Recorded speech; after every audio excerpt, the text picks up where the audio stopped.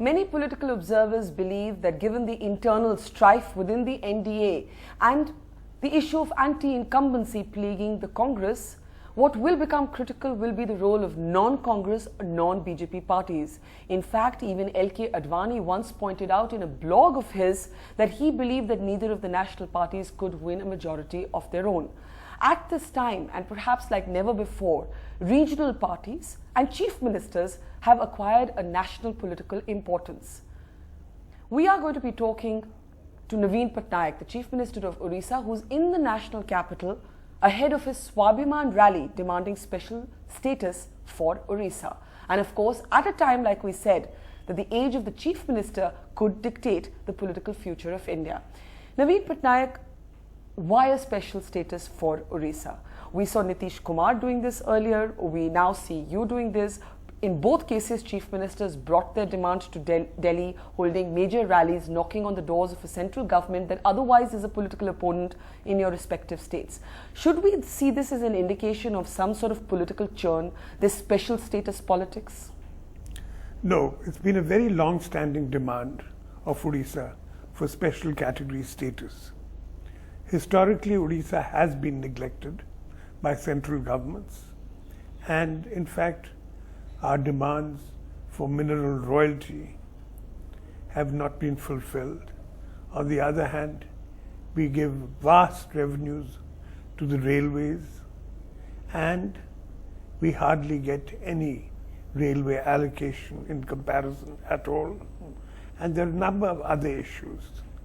Odisha has progressed in the last 10 years in a number of basic parameters, but still there's a huge scope for improvement.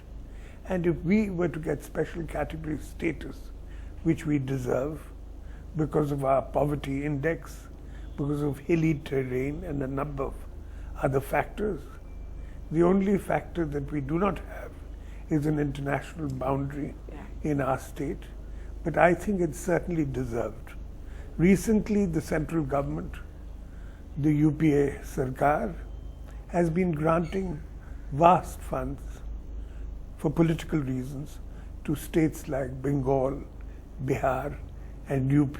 It's interesting that you say for political reasons, because you're suggesting that the Congress is actually courting chief ministers like Mamata Banerjee and Nitish Kumar and of course Akhilesh Yadav in the hope that in a fractured polity which we're looking at ahead of 2014, these chief ministers may come around to some kind of alliance with the Congress. So they might court you in a similar way? Well, all I have to say is, my position is that they oughtn't to give these allocations on political grounds.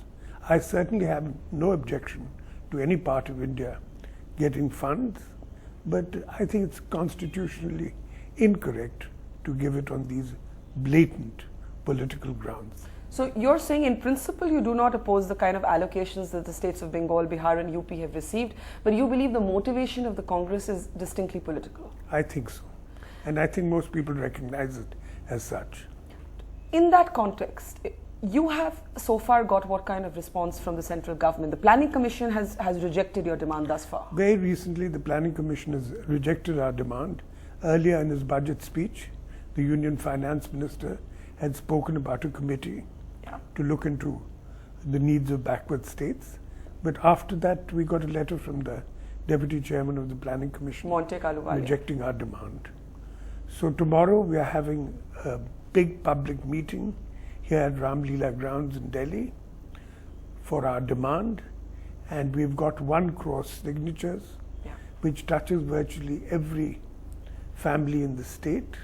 Our population is more than 4 crores, and we have 1 crore signatures spread across the state. So after the rally in the evening, we will meet the President, the Rashtrapati Ji, and submit our memorandum for special category status, and also the signatures will be submitted to. When you say that the other states have received similar help from the centre because of political reasons, is the subtext there that you believe that there is a political bias against against your state or your party because the Congress and your party are locked into such intense battle in Odisha. Because the same could be said actually of UP, Bengal and Bihar. There too the Congress is at loggerheads with the ruling party. Do you believe that the Congress is not responding to you in a similar way because they do not see you as a post-poll possible ally which they see others? All I can say is that this is being done on political grounds, and the just demands of Odisha are not being fulfilled at all. You spoke about not getting a mineral royalty, which I understand to mean that a share of the profits from the natural resources that are used there should come to the state. Now, you have seen that recently. We have actually seen the coal allocations go all the way up to the central government. It's a scam that could engulf the highest offices of this government. We have had just today FIR lodged against Congress Member of Parliament Naveen Jindal. Now, what is interesting, Mr. Patnaik, is in the past your state has actually, and you have written to the Prime Minister, actually promoting the entry of Jindal Steel and Power along with the Tata company when it comes to coal allocations. So, not seeing this through a Congress versus BJP point, when you see Naveen Jindal's company today under scrutiny, facing an investigation, facing possibly a criminal investigation, does that put you on the back foot for having previously asked for easier entry points for these companies in your state? Let me make it clear that as far as coal allocations are concerned, that is completely in the hands of the central government. They hold powers as far as that is concerned. We in Odisha believe in peaceful industrialization in our state. We are rich in minerals. As you know, we've got the largest foreign direct investment in POSCO, and a number of steel plants and aluminium plants are on the anvil. But when you say that the coal allocations are entirely in the hands of the centre, you've heard the Prime Minister often arguing that multiple states opposed competitive bidding. You are often cited as an example with these letters that have been in the public domain as somebody who bypassed the system of competitive bidding and wanted, for example, Jindal Steel and Power in your state. Do you regret having taken that position in the past then?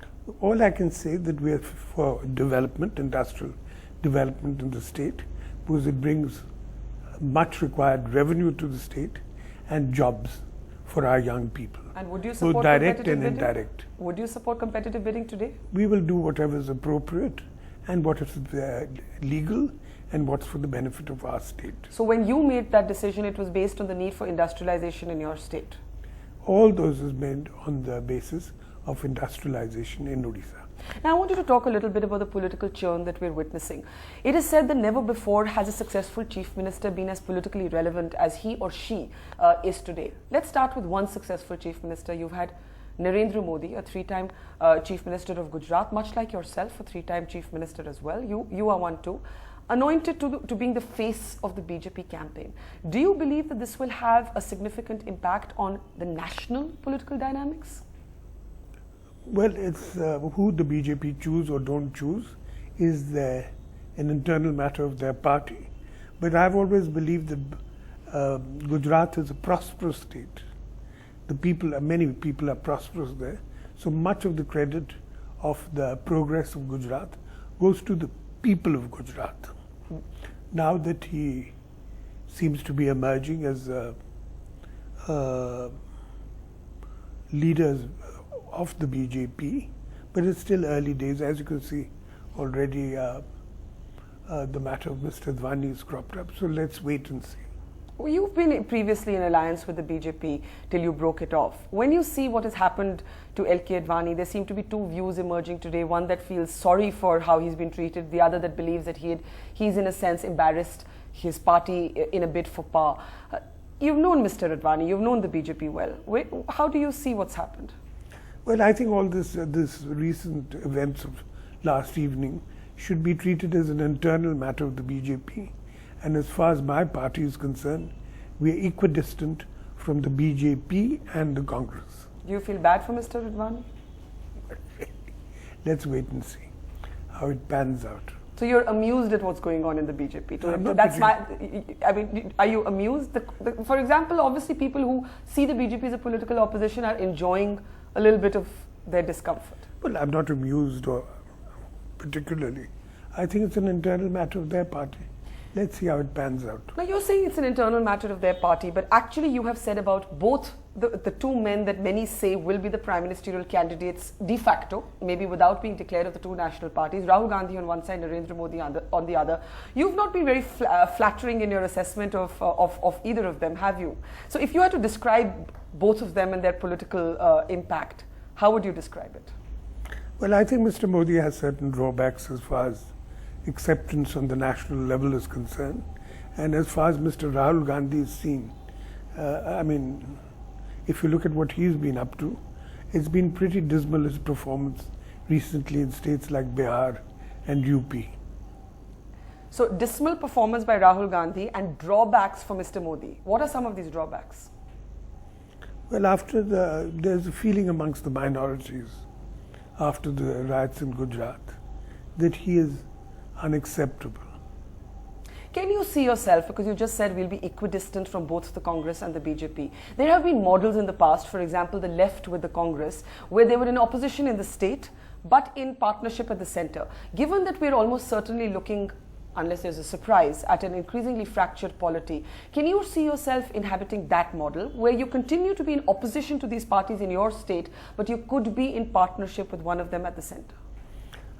All I can say is that we are equidistant from both the national parties, the BJP and the Congress, and I leave it at that at the moment. Will you remain equidistant, or nobody can say? We have remained equidistant. I assume we will.